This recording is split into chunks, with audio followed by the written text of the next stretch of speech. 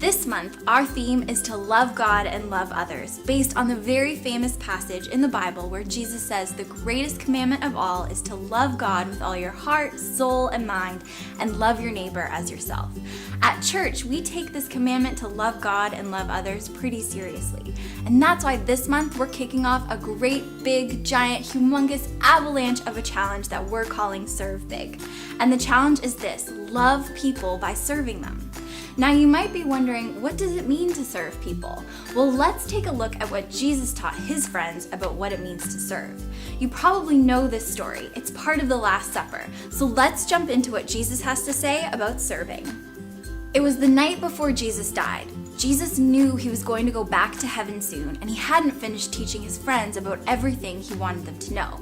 So he planned a special supper for him and 12 of his closest friends called his disciples. A disciple is a Jesus follower. Anybody who follows Jesus gets to be his disciple and his friend, even you and me. So Jesus was sitting around the dinner table with his friends, eating supper. We call it the Last Supper because it was the last meal that they ate together before Jesus died on the cross. During the meal, Jesus suddenly left, got a bucket of water and a towel, and knelt down on the floor and started to wash the disciples' feet. This was awful nice of Jesus because back then, people walked around on muddy roads without shoes or sandals. They probably stepped in a lot of dirt and camel poop. And here was Jesus, knelt down next to their dirty, sweaty, stinky, poop-caked feet. It might sound like Jesus really hated dirty feet, but even though dirty feet can be pretty gross, especially if you just stepped in camel poop, Jesus was actually teaching his disciples how to act like him. See, Jesus came to earth so that he could serve other people, even if that meant helping them with things like scrubbing their stinky feet, because Jesus thinks that helping people is the coolest. And after Jesus leaves, it's up to his disciples to show people how Jesus would act if he was still on earth.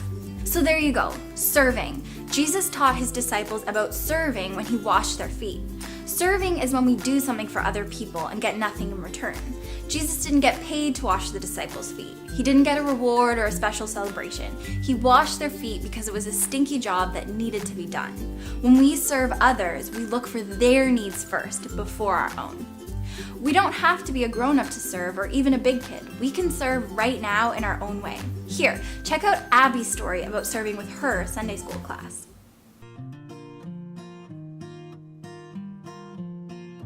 Hi, my name is Sydney. This is my friend Abby from church. My name is Abby, and we're mixing brownies for the homeless because they don't have a lot of food. Abby noticed there were people in our town who don't have houses to live in or food to eat. She decided we should help them. So our Sunday school class got together on a Saturday and made lunches. We made peanut butter and jelly sandwiches, ham sandwiches, and brownies.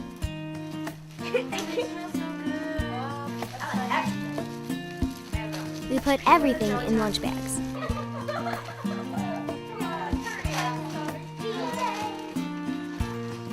Then we got in a van and drove around our town looking for people who needed lunch.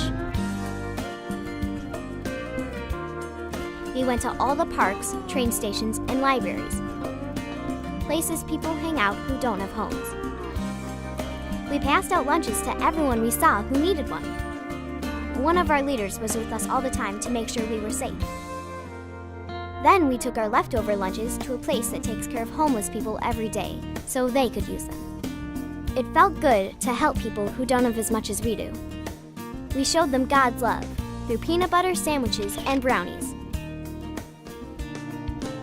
What can you do to help others? See, serving can be washing someone's feet or giving up your Saturday to serve lunches to people who need food. But what are some other ways that we might be able to serve? Here, I can think of a few. What about adopting another grandparent, someone living in a nursing home that could benefit from a visit or a homemade card? Sometimes it gets lonely living on your own. You could serve big by visiting or doing puzzles or even going for a walk with someone much older than yourself. Or maybe you could walk a neighbor's dog. Cleaning up messes from our four-legged friends isn't always fun. You could volunteer to serve your neighbor by walking and cleaning up after their dog.